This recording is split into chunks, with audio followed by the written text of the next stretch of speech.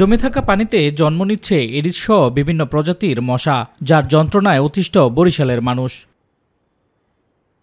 সাধারণত বর্ষা মৌসুমে বাড়ে ডেঙ্গুর প্রকোপ, তবে এবছর একটু আগেভাগেই এডিস মশার কামড়ে আক্রান্ত হচ্ছে মানুষ। বরিশাল সহ আশপাশের জেলার হাসপাতালগুলোতে চিকিৎসা নিচ্ছেন রোগীরা। ডেঙ্গু রোগীর জন্য যদি আলাদা ইউনিট থাকতো তাহলে চিকিৎসা ভালো হতো। ডেঙ্গুর যে মশাটা আছে ওই মশা যে আমারে কামড় দিবে না এটার কোনো গ্যারান্টি নেই। তো এই জন্য হচ্ছে যে হসপিটাল কর্তৃপক্ষ যারা আছে এরা যদি আলাদা একটা ইউনিট করে তাহলে আমাদের সাধারণ পাবলিক যারা আছে আমাদের জন্য ভালো হবে।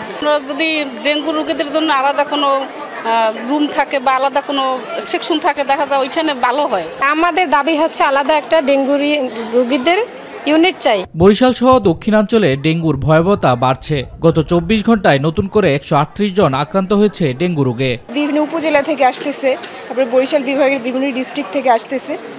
তো এখন পর্যন্ত ডেথ রেট কম ডেঙ্গুতে, আমাদের সাধ্যমতো আমরা ম্যানেজ করতেছি। এদিকে ডেঙ্গু প্রতিরোধে বরিশাল শহর জুড়ে প্রতিদিন নানা কার্যক্রম চালানো হচ্ছে বলে দাবি সিটি কর্পোরেশনের। অন্যদিকে স্বাস্থ্য বিভাগ বলছে ডেঙ্গু প্রতিরোধে সবাইকে সচেতন হতে হবে।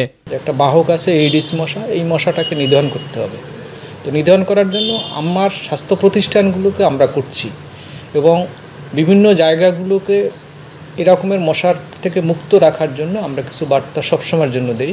আর হচ্ছে প্রিভেনশনের জন্য যে কাজটা দরকার সেটা হচ্ছে মানুষের সচেতনতা, যে একটা বাহক আছে এডিস মশা, এই মশাটাকে নিধন করতে হবে। ডেঙ্গু প্রতিরোধে এখনই যদি কার্যকরী কোনো পদক্ষেপ না নেওয়া হয় তাহলে মহামারী আকার ধারণ করতে পারে এই রোগ বলছেন সংশ্লিষ্টরা।